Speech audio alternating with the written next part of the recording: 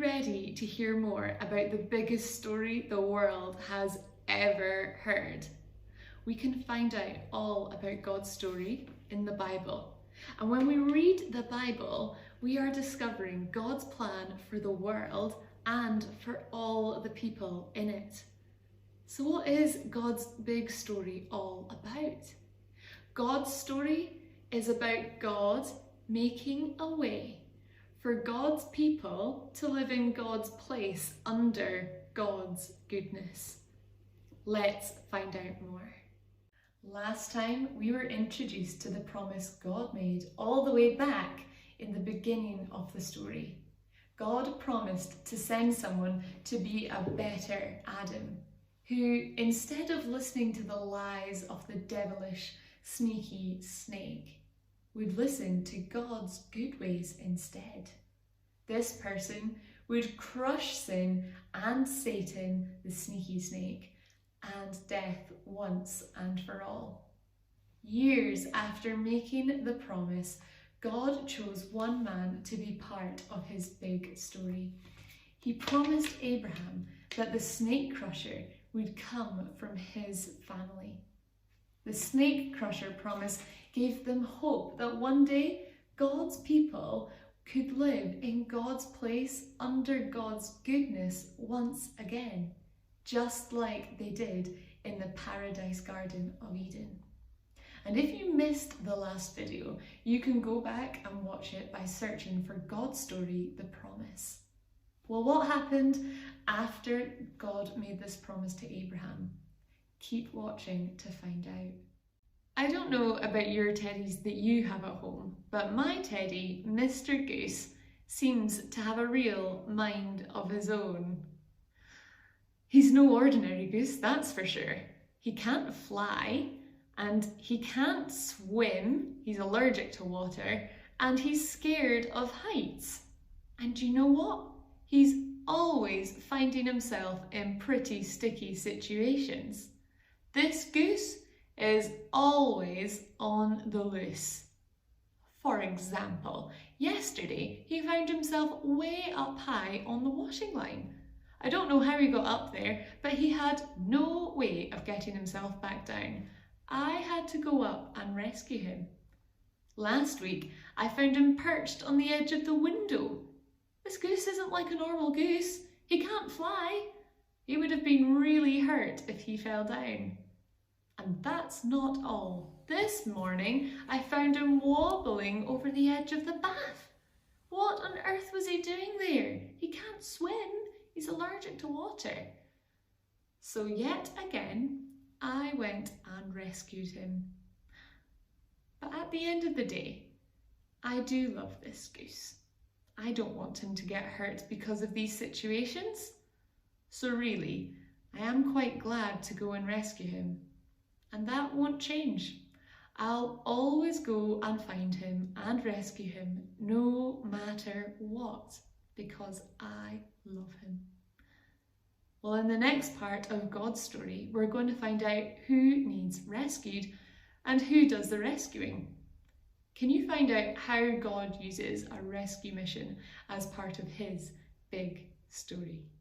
After the promise to Abraham, years and years went by and God's people got a new name. They were called the Israelites. And the Israelites had a very hard time doing what was right. God sent men like Moses and Samuel and King David to help God's people listen to God's ways.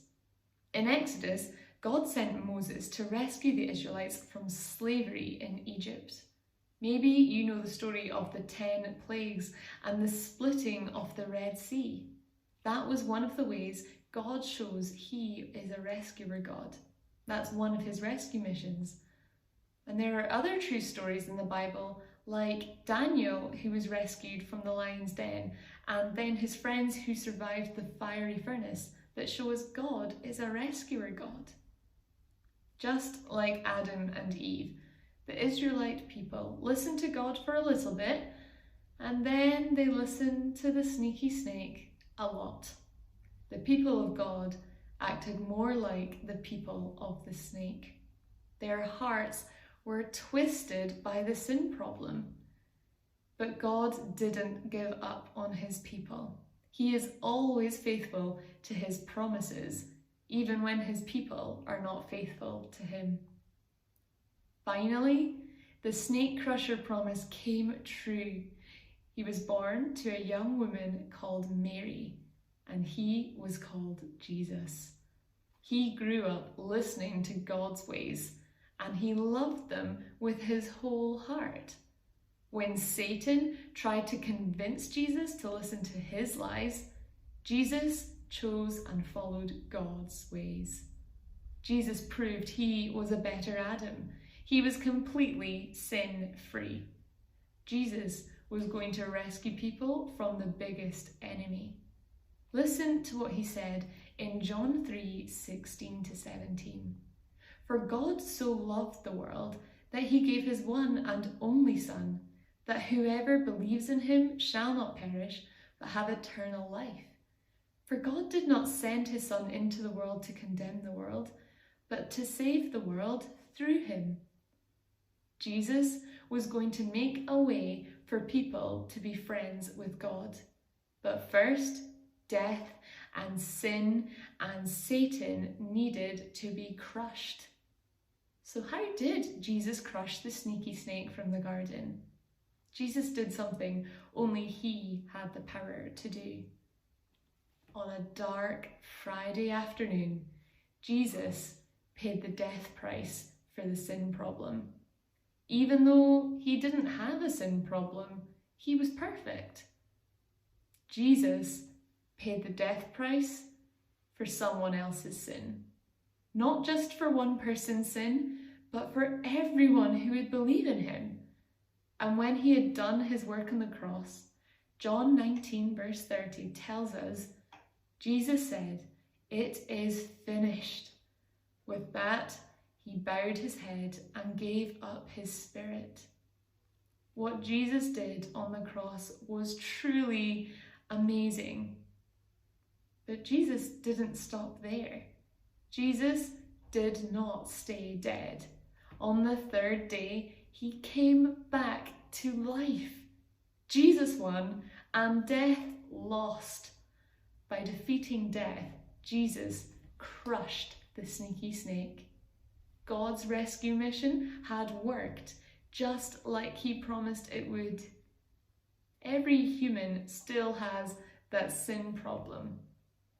But when we trust in Jesus, he pays our death price and makes a way for us to be friends with God. Anyone who trusts and believes in Jesus won't stay dead.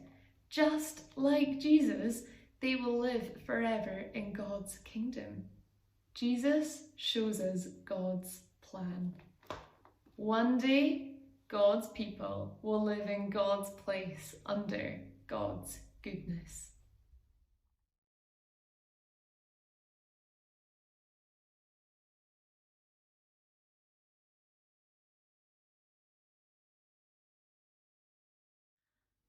What an incredible rescue story that was. Jesus is the snake crusher. He defeated sin and death. So what happens next? What happened after Jesus made a way to be rescued? Where is God's kingdom? And how does believing in Jesus change the world? We'll find out about that next time. See you soon.